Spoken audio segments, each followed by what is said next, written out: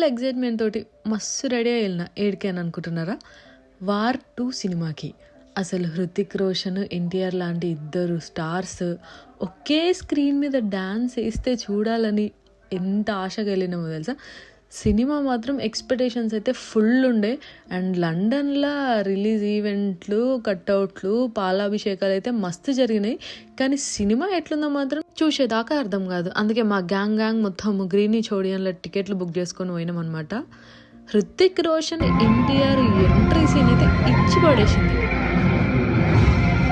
Theatre అంతా గోల గోల. నాకైతే హైదరాబాద్లో కూర్చున్నట్టు అనిపించింది. ఎలివేషన్ షాట్స్ అయితే ఇచ్చి పడేసారు. కానీ సినిమా స్టోరీ అయితే నాకు ఎక్కలేదు. నేను మధ్యలోంచి బయటకు వచ్చేసాను. అండ్ ఎలా ఉంది అని అడిగితే కూడా చెప్పలేను. కానీ సలామే పాటకి డాన్స్ మాత్రం ఇచ్చి పడేసారు. అలా మంచి డిసప్పాయింట్మెంట్తో బయటకు వచ్చింది. నాకు కూలీ సినిమాకి వెళ్ళాలనిపించింది. సో ఇమీడియట్గా కూలీ సినిమాకి వెళ్ళిపోయాము. As usual Rajinikanth acting super.